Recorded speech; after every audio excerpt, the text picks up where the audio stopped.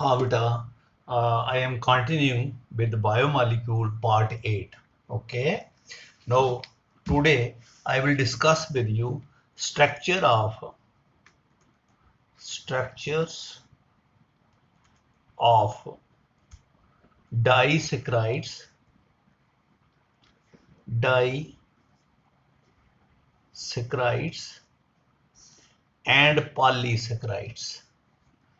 and polysaccharides देखो बेटा, एक आपको हमने बताया था कैन शुगर C12H22O11, जिसको हम सक्रोज भी कहते हैं। जो हम शुगर खाते हैं बेटा, हम इसको कैन शुगर भी बोलते हैं। आपको बताया था इसमें हम वाटर डालते हैं तो वाटर से ग्लूकोज बन जाता है C6H12O6 और प्लस फ्रैक्टोज, ठीक है, जिसका फॉर्मूला भी यही है बेटा, C6H12O6। तो इसकी ये पॉजिटिव होता है, डेक्स्ट्रो होता है, और ये नेगेटिव होता है। ठीक है, ये ठीक है। और ये जो आपका है ना नेगेटिव फ्रैक्टोज, इसकी ज्यादा है वैल्यू और इसकी कम है। तो ये ग्लूकोज आपका पॉजिटिव होता है सक्रोज, लेकिन जब ये नेगेटिव ज्यादा हो जाता है, पॉजिटिव कम होता है, तो ओवरऑल ये नेगेटिव बन जाता है। तो ये डेक्स्ट्रो से लीवो बन जाता है। इसको बोलते हैं इनवर्टेज ऑफ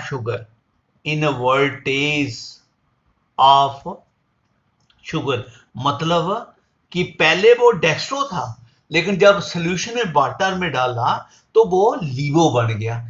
मेरी बात समझे ना क्या कह रहा हूं। ये सपोज 59 है और ये 69 है। ये 59 को कैंसिल कर देगा, ओवरऑल क्या बच गया 10। वो 10 क्या हो जाएगा नेगेटिव, तो ओवरऑल ये नेगेटिव हो जाएगा, लीवो हो जाएगा। ठीक है, अब इसका मतलब है ये जो ग्लूकोज है, इसमें ये दो चीजें पड़ी हैं। ठीक है, तो इसका मैं स्ट्रक्चर बना रहा हूं।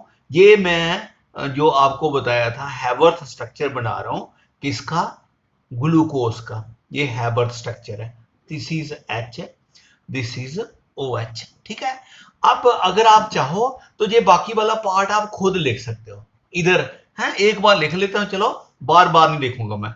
H, तो ये OH, ये आपका OH और ये आपका H, ये आपका OH और ये H, और ये आपका ऊपर CH2OH और ये आपका H, राइट। ये ग्लूकोज है। इसमें ग्लूकोज भी है, फ्रक्टोज भी है। फ्रक्टोज का मैं लिख रहा हूं ऐसे, ये फ्रक्टोज है ऐसे। आपको मालूम है फ्रक्टोज का ऐसे लिखते हैं। ये फ्रक्टोज में 5 होते हैं। तो फ्रक्टोज में क्या होता है, ये OH होता है, बताया था आज ही आपको, पिछले वीडियो में बताया था। और ये आपका CH2OH, राइट।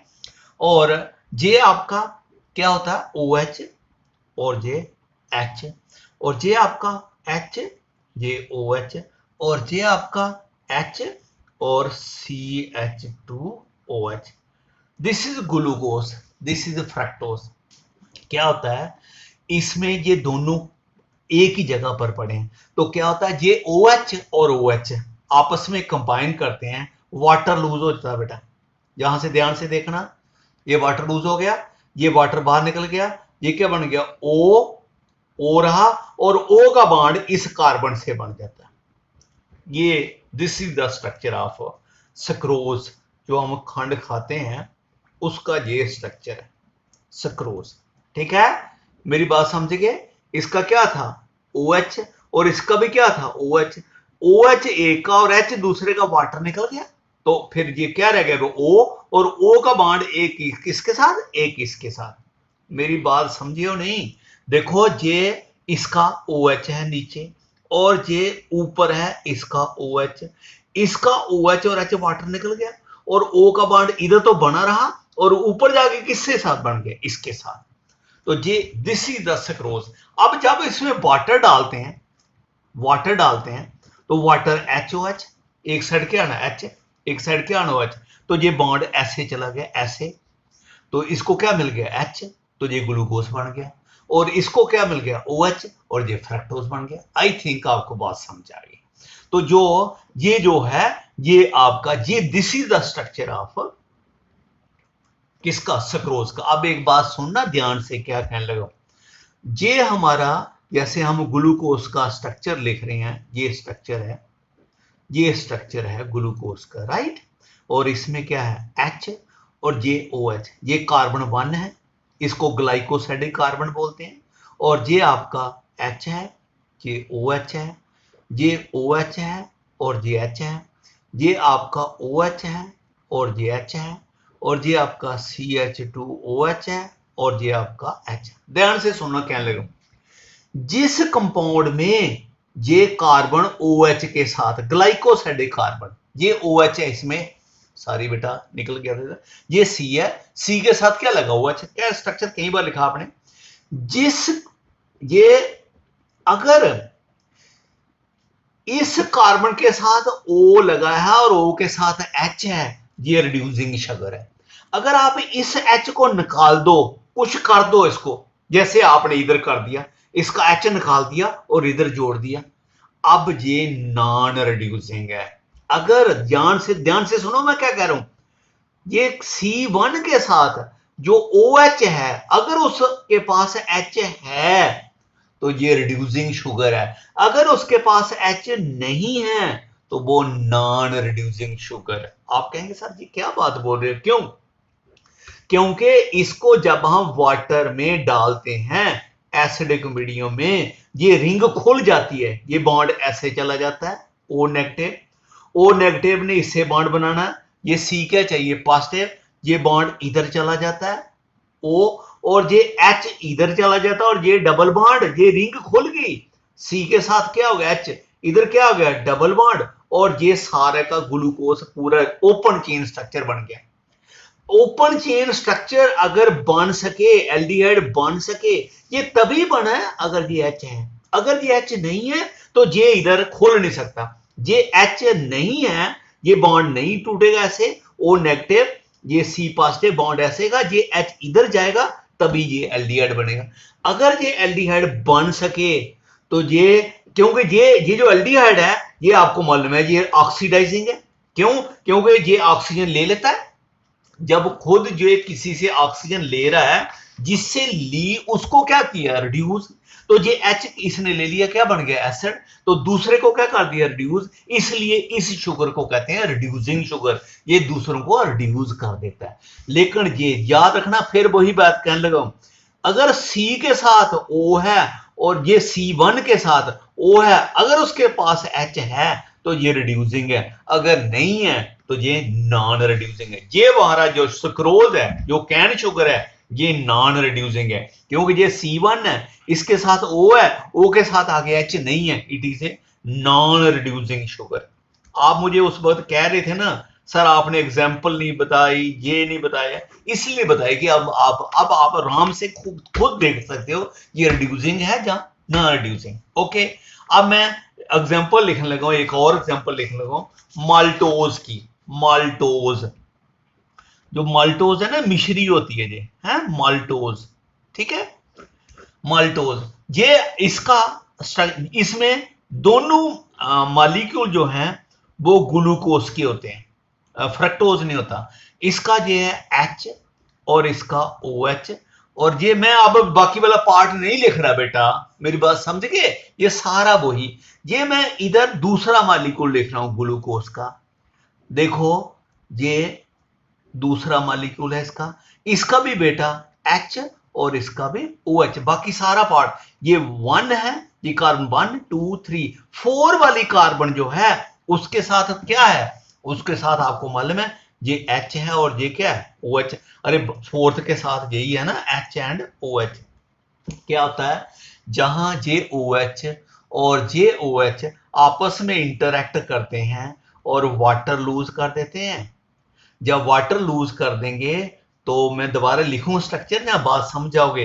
ये लिखा, चलो लिख देता हूं ताकि आपको बात क्लियर हो जाए। और है तो ये हो गया, ये H रहा, ये O हो गया O, और ये इसका दूसरे का स्ट्रक्चर हो गया, ये इसका ऐसे हो गया, यू गेट दिस, ये H है और ये OH है, और इसका ये H है, और इस कार्बन के साथ भी, इस कार्बन के साथ भी ये ऑक्सीजन आ गया, वाटर निकल गया। This is the structure of maltose. जहां भी है वो सारे हैं इधर। This is the structure of maltose. अब देखो ये भी डाइसेक्राइड है, इसमें जब वाटर डालूंगा तो ये दो मॉलिक्यूल किसके देगा, ग्लूकोज के। हैं, आप कह रहे थे सर इसमें है ही ग्लूकोज है, तो ग्लूकोज बनेगा, इसमें फ्रक्टोज है नहीं, मेरी बात समझे, तो ये ग्लूकोज दे देगा। ठीक है, अब सुनो, इसमें ये C1 है, इसका जो O है उसके साथ H नहीं है। This is a non reducing, जहां से नहीं खुलता भाई, C1 से खुलता है, C1 से खुल के ये एल्डिहाइड में चला जाता है, ओपन चेन बना लेता है। अगर ये ओपन चेन बना सके तो ये रिड्यूसिंग है, तो ये नहीं बना सकता क्योंकि ये H इधर अवेलेबल नहीं है। लेकिन इसके C1 के पास HO है और O के साथ H है, दिख रहा ना, इसके पास H है, ये जहां से खुल सकता है और ये जहां से एल्डिहाइड बना सकता है, तो this is reducing part and this is non reducing part.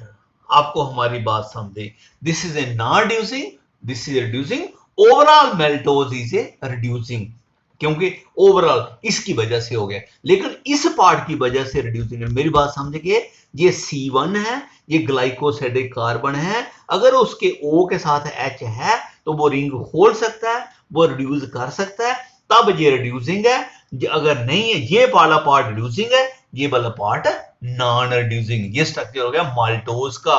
अब दूसरा गलैक्टोज, हाँ, गलैक्टोज जो होता है, जो मिल्क में प्रेजेंट होता है, वो पहले ये माल्टोज है। ग्लैक्टोज की जब हम हाइड्रोलिसिस करते हैं, तो हाइड्रोलिसिस करने से हमें क्या देता है, एक ग्लूकोज देता है, लेकिन कौन सा ग्लूकोज है, beta D glucose, beta D, alpha D नहीं, बीटा डी प्लस ग्लूकोज देता है, और एक क्या देता है, वो दूसरा देता है ग्लूकोज, दो मॉलिक्यूल देता है बीटा डी ग्लूकोज के, ग्लैक्टोज। ठीक है, ये जो है ग्लैक्टोज का स्ट्रक्चर कैसे है, ग्लैक्टोज का स्ट्रक्चर ऐसे है, ये एक बना लो स्ट्रक्चर, ये बना लिया, ये है OH है ना, आपको मालूम है नीचे H हो, तो अगर OH नीचे तो अल्फा होता है, OH ऊपर चले जाए तो क्या होता है, बीटा, और बाकी वाला पार्ट क्या है, सेम, ये HOH है, ये आपका OH और H, और ये वाला आपका क्या है, H और OH, ये तो हमेशा ऐसे ही है, और ये वाला पार्ट भी हमेशा CH2OH और ये H। आपको मालूम है अगर ये OH नीचे आ जाए अल्फा डी, अगर ये ऊपर चले जाए तो बीटा डी। एक ये है, इसी का मॉलिक्यूल नीचे लिख लो एक और, ठीक है, इसका मॉलिक्यूल नीचे लिख लो, जहां एक और मॉलिक्यूल लिख लो, इसमें ऐसे, ये ऑक्सीजन, ये लिख लिया, ये सेम लिख लिया, ये OH है और ये H है, ये आपका OH है, ये OH है, ये आपका OH है, ये H है, ये आपका H है, ये OH है, और ये आपका क्या है, CH2OH और H। जहां पर ये 1 कार्बन, ये 1 है, 1A का फोर्थ दूसरे का, जहां लिंकेज जहां से बन रही है, सिर्फ लिंकेज में फर्क है। जहां लिंकेज कहां से बन रही है, एक की क्या थी 1, दूसरे की क्या थी 4, ये 1-4 लिंक थी, इसको आप बोलते हैं C1-C4 लिंकेज। एक मॉलिक्यूल का C1 से कंबाइन कर रहा है, दूसरे का कहां से, C4। लेकिन इसमें दोनों क्या थे, अल्फा डी ग्लूकोज, इसमें दोनों क्या है, बीटा डी ग्लूकोज, ये बीटा डी ग्लूकोज है, ये बीटा डी ग्लूकोज जो है वो मीठा काम होता है, तभी तो जो मिल्क में प्रेजेंट होता है, मिल्क में अगर आप आराम से देखो थोड़ा थोड़ा मीठा लिखता है, ज्यादा मीठा नहीं लिखता, ग्लैक्टोज ज्यादा मीठा नहीं होता। तो जहां से ये C1 है, ये C1 है, लेकिन ये C1 C4 से कंबाइन कर रहा है, वही OH और H क्या बन गया, वाटर, और बीच में क्या आ गया, ऑक्सीजन। अब मैं डायरेक्ट लिख रहा हूं, अब आपको बात समझ है। ये बन गया ओ, ये आपका ग्लैक्टोज बन गया, लेकिन लिंकेज कहां बनी, C1 की किसके साथ, C4। अब ये इसके C है O के साथ H नहीं रहा, नहीं ना रहा, तो ये नॉन रिड्यूसिंग हो गया। लेकिन ये C1 है, इसके पास OH है, ये क्या कर रहा, reducing. This is a reducing half, this is a non reducing half, इसको बोलते हैं लैक्टोज। ये लैक्टोज का यानी लैक्टोज ये मिल्क में प्रेजेंट होता है, इसको लैक्टोज बोलते हैं। ये नॉन रिड्यूसिंग है, ये रिड्यूसिंग है। ये रिड्यूसिंग क्यों है कि सी के पास OH है, ये जहां से खुल सकता है वाटर में डालने से, ये एल्डिहाइड में चेंज हो सकता है, तो फिर इसकी वजह से ये रिड्यूसिंग शुगर है। Okay, this is all regarding the structure of disaccharide. Practice करनी पड़ेगी, ऐसे कहोगे नहीं होगा, कहीं पेज रफ करोगे फिर जाके ये बात समझ आएगी। अब structure of polysaccharides, structure of polysaccharide आपने नोट किया होगा। ये पॉलीसेक्राइड क्या होते हैं, ये आपका ग्लूकोज फ्रक्टोज स्टार्च C6H10O5, तो ये N लॉन्ग मॉलिक्यूल होता है, इसके N मॉलिक्यूल वाटर में N वाटर ऐड होता है और क्या देता है, N ग्लूकोज देता है, C6H12O6। ठीक है, अब आपको बताऊंगा इसका क्या स्ट्रक्चर है। इसका स्ट्रक्चर ये है कि आप ऐसे करो, ये लिख लो बेटा इसके मॉलिक्यूल सारे हैं, ये O लिख लो, ये इसका ऐसे लिख लो, ऐसे इधर स्ट्रक्चर बना दो ग्लूकोज का। ग्लूकोज में ये H है और ये क्या है, OH, और फिर ये क्या है, OH और H। इसको लिख रहा हूं और ये लास्ट वाली को लिख रहा हूं, ये क्या है, लास्ट वाला क्या है बेटा आपका, ये OH है और ये क्या है, H। बाकी सारे बीच में लिख सकते हो ना आप है, वो ग्लूकोज का स्ट्रक्चर प्लस एक और लिखो ग्लूकोज का स्ट्रक्चर, ये सेम लिखो इधर, ये O है, ये आपका ऐसे हो गया, ठीक है, और सेम लिख लिया, ये H है और ये OH है, ठीक है, और ये आपका क्या है, ये लास्ट वाला H है और ये क्या है, OH। लिखते जाओ भाई, 1 2 3 4, इतना लंबा लिखना। क्या हो रहा है यहां पर, इसका OH और इसका H, वाटर निकल गया भाई, वाटर निकल गया। वाटर निकलने से क्या हो गया, ये बीच में ऑक्सीजन आ गया। अब दोबारा बात समझाने की जरूरत है, देखो ये क्या है, इधर क्या है, OH, OH, इधर भी क्या है, OH, OH और H क्या मिल गया, वाटर, पीछे क्या रहेगा, O का बॉन्ड इधर से है और इधर से भी O से जुड़ गया। बात समझा गई, यू गेट दिस। जहां भी क्या होगा, O और ये O आगे जुड़ जाएगा किसके, नेक्स्ट के साथ, और जहां भी क्या है OH और इसका H निकल जाएगा और नेक्स्ट का क्या हो जाएगा, ये O भी आगे चले, ये आपका पॉलीमर बन गया। ये स्ट्रक्चर है इसका, देख लो, ये C6 है, H कितने, एक H निकल गया ना इधर से, तो H10 के है, एक इधर से निकल गया, एक इधर से, तो 10 के, ग्लूकोज का 12 होता है, पूरा H10 हो गया, एक इधर से एक इधर से, और इसका भी इधर से भी निकल गया, यानी ये भी C6H10O5 है, ये भी 6 है, नेक्स्ट भी है, सो ऑन। ये आपका स्टार्च हो गया, ये स्टार्च हो गया है। स्टार्च वैसे दो किस्म के होते हैं, एक होता है ये जो है, ये जो स्ट्रक्चर बनाया है इसको बोलते हैं अमाइलम, अमाइलम है, इसमें सीधा जा रहा है अमाइलम है, और इसमें जब वाटर डालोगे है तो वाटर ने क्या करना है, इस बॉन्ड को तोड़ना है। अब मुझे बताओ ये रिड्यूसिंग है नॉन रिड्यूसिंग, ये नॉन रिड्यूसिंग है। इस C1 का OH नहीं है, H नहीं है, इस C1 का भी H नहीं है, ना इसका है ना अगले का होगा। दिस इज जो ग्लूकोज है आपका, जो स्टार्च है वो नॉन रिड्यूसिंग है बेटा, ये नॉन रिड्यूसिंग है, ये इसका रिंग खुल नहीं सकती। जो स्टार्च जो है वो उसको वाटर में डिजॉल्व करो, वो स्टार्च रहता है, वो ग्लूकोज नहीं बनता। उसको ग्लूकोज बनाने के लिए तो ये रिएक्शन करनी पड़ती है, वाटर डालना पड़ता है, एसिडिक मीडियम में वाटर ऐड होता है उसमें। कैसे होगा, ये बॉन्ड ऐसे जाएगा, इसको क्या मिल जाएगा, H, और इसको क्या मिल जाएगा, OH, जहां से भी जाएगा इसको क्या मिल जाएगा, H। सब मॉलिक्यूल किस में चले जाएंगे, ग्लूकोज में। आपको स्ट्रक्चर आ गया, this is structure of polysaccharide starch.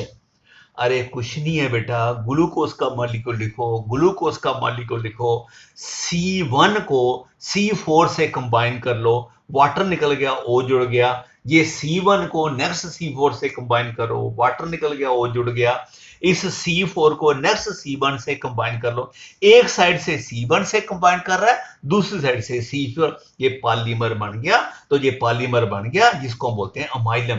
कई बार ना क्रॉस लिंकेज हो जाती है, ये नीचे भी एक लिंक बना लेता है, उसको बोलते हैं अमाइलोलैक्टिन। याद करने की जरूरत नहीं, that is called a amylolactin, amylopectin, amylopectin बोलते हैं इसको। क्रॉस में भी अगर आ जाए फिर ये क्रॉस फिर लिंक बन जाता है आगे, है यानी ऊपर के बजाय यहां रोक गया और नीचे आ गया, नीचे आके फिर चेन बना ले, that is this is structure. Starch आपको क्या देता है? ग्लूकोज। अब बताता हूं सेलोज C6H10O5। आपको मालूम होगा जब मैं शुरू में लिख रहा था तो मैंने इसका लिख के हाइड्रोलाइसिस करके इसका नाम नहीं लिखा था, क्योंकि उस वक्त मैं नाम लिखता था आपको बात समझ आ रही थी। ये सेलोज क्या करता है जी, इसमें भी N वाटर ऐड हो जाते हैं एसिडिक मीडियम में, तो ये क्या बनाता है? ये आपको ये बीटा डी ग्लूकोज देता है, beta D plus glucose, alpha D नहीं, ये बीटा डी ग्लूकोज देता है। मेरी बात समझ गए? वो स्टार्च ग्लूकोज देता है, ये अल्फा डी ग्लूकोज देता है, ये बीटा डी ग्लूकोज देता है, ग्लैक्टोज है। और ये जो आपका सेलोज है, आपको मालूम है ये जो हमारा स्टार्च है, हमारी बॉडी में जो एंजाइम है वो इस लिंक को तोड़ देते हैं और ग्लूकोज बना लेते हैं, अपनी बॉडी के लिए फूड बना लेते हैं। सेलोज जो है, ये सेलोज नहीं हम खाते, सेलोज आपको मालूम है, ये जो सेलोज है ना, ये सेलोज CELLULOSE, आपको मालूम है जो सेलोज, ये अगर बीट प्लांट देखा आपने, प्लांट जो पूरा प्लांट बनता है वो सेलोज का बनता है, जो उसके ऊपर बीज बनता है ना वो स्टार्च का बनता है। हमारी बॉडी स्टार्च को तोड़ कर लेती है, हम तूड़ी थोड़ी खाते हैं, हम यानी फाटर नहीं खाते। क्यों नहीं खाते? अगर फाटर खाते तो हम क्यों? क्योंकि सेलोज में जो लिंक है, अभी बताता हूं, वो लिंक हमारी बॉडी ब्रेक नहीं, एनिमल इसको भी डाइजेस्ट कर लेते हैं, इसको भी डाइजेस्ट कर लेते हैं, एनिमल इस लिंक को तोड़ लेते हैं। जो सेलोज है उसमें ये क्या दे रहा है? Beta D glucose. लिखो इधर एक बीटा डी ग्लूकोज, देखो बीटा डी ग्लूकोज में क्या फर्क है? अल्फा डी और बीटा डी में फर्क पता है नहीं है? ये एक बीटा डी ग्लूकोज लिखो बेटा, है मुझे बताओ बीटा डी में क्या होता है? बीटा डी में सिर्फ ये होता है OH ऊपर होता है और H नीचे, यही फर्क होता है, पता नहीं? बीटा डी में सिर्फ, अरे दिख रहा था नहीं, बीटा डी में सिर्फ इतना फर्क होता है कि OH ऊपर होता है, अल्फा में क्या होता है? नीचे। ये वाला सेम होता है, ये H और OH, ये C4HOH, ये दोनों ग्लूकोज का भी और बीटा का भी सेम होता है। अल्फा ये OH ऊपर और ये H नीचे। मेरी बात समझ गए? ये जो लिंकेज है इसको हम अल्फा लिंकेज भी बोलते हैं, ये अल्फा लिंकेज है। हमारी बॉडी अल्फा लिंकेज को तोड़ लेती है। जहां पर क्या हो रहा है, ये इसका OH, ये C1 है, ये C2 है, ये C3 है, ये C4 का तो ऊपर नीचे है, लेकिन C1 का OH ऊपर है, क्योंकि OH अगर ऊपर चल जाए तो वो बीटा बनता है, अगर OH नीचे आए तो क्या बनता है? अल्फा। तो ये जहां से और जहां से वाटर लूज हो रहा है, ठीक है, और जहां से लूज OH, एक H निकल जाएगा, दूसरे का निकल जाएगा OH, ये H निकाल दिया, इसका OH, ये ऐसे लिंक बन रहा है।